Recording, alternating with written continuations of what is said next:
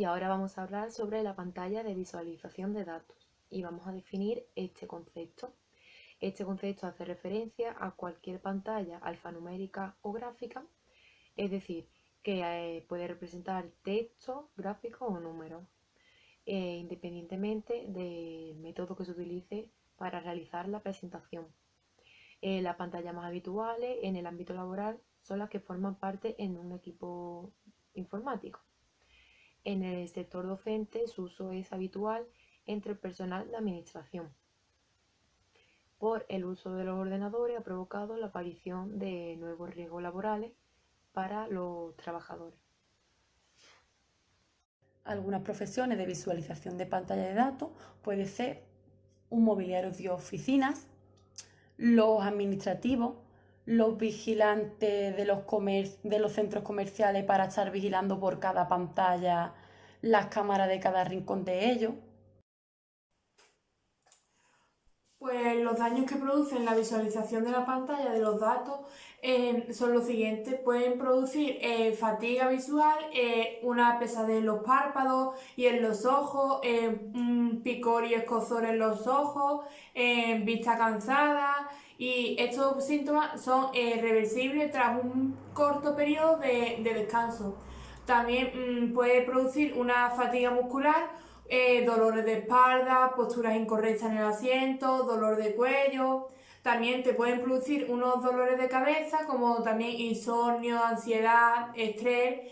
Y esto siempre se suele ser por dar un exceso de carga al trabajo frente al ordenador. La prevención en visualización de pantalla de datos se va a realizar teniendo en cuenta los distintos riesgos o daños que puede producir la visualización de pantalla de datos.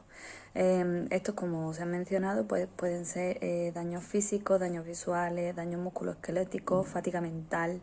Es por ello que nos vamos a centrar principalmente en la distribución ergonómica del área de trabajo, en la ergonomía de los equipos informáticos, en la ergonomía ambiental, en los factores psicosociales, en el trabajo con pantallas de visualización de datos y en el ejercicio físico. En la distribución ergonómica del área de trabajo nos vamos a fijar en la superficie de trabajo. Tiene que tener unos requisitos, tanto la mesa como la silla de trabajo también. Debe ser una mesa generalmente ancha, que tenga espacio suficiente para poner en las extremidades. El grosor de la mesa también se atiende a la profundidad de la mesa. En cuanto a la silla, pues nos vamos a encontrar con una serie de requisitos también que van a atender al respaldo de la silla, a los puntos de apoyo, que generalmente se considera necesario tener 5 puntos de apoyo, a los apoyabrazos y al asiento en sí, a la comodidad del asiento y a la adaptación del asiento a la persona.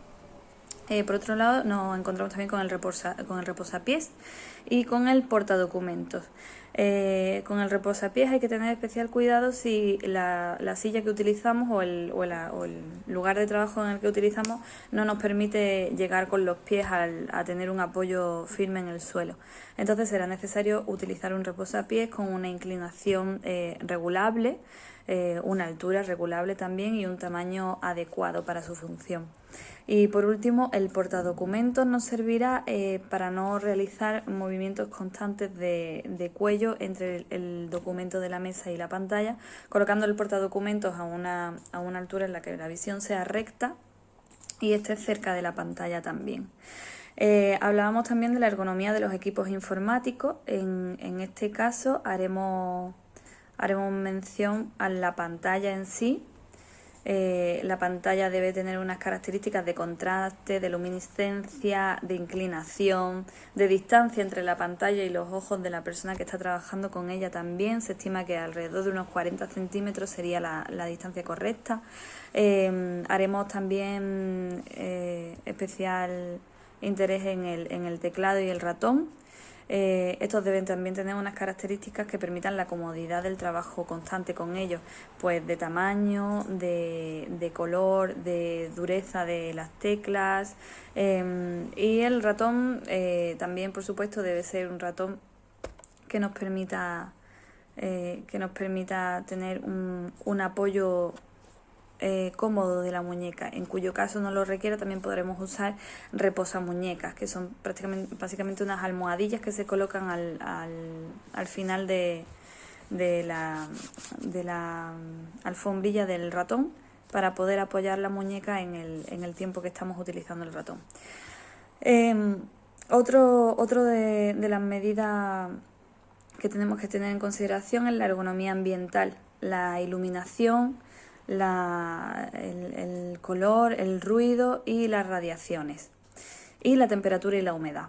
La iluminación, tanto del lugar de trabajo, es decir, la colocación de las luces del trabajo, lo ideal es que estén colocadas en los laterales de la persona que está trabajando, más que de frente o en la espalda.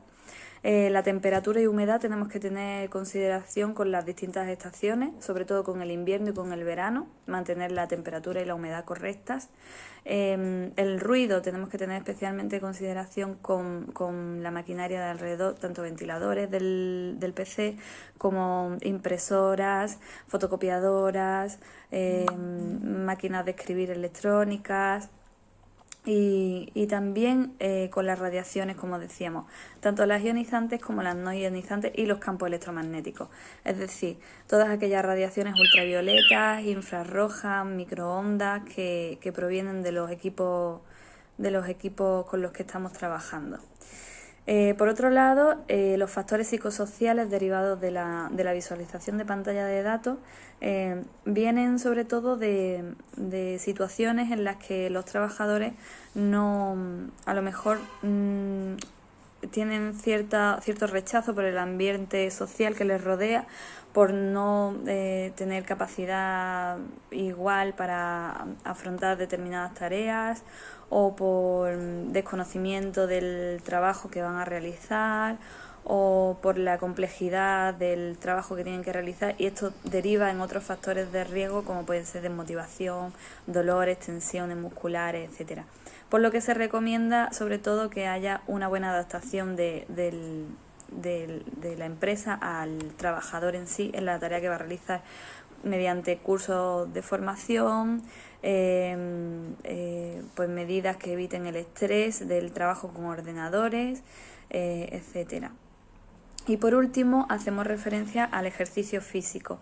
Hay que tener especial cuidado con zonas como son las piernas, realizar ejercicios de estiramiento de la extremidad inferior, para no sobrecargar la zona, ejercicios de muñecas y dedos también, ejercicios visuales para descargar un poco la tensión en la musculatura ocular, y de cuello, de la zona cervical, es muy importante. Aunque todas las medidas que hemos mencionado antes sean las correctas, también se recomienda tener una buena pauta de ejercicios de rutina para disminuir los posibles daños.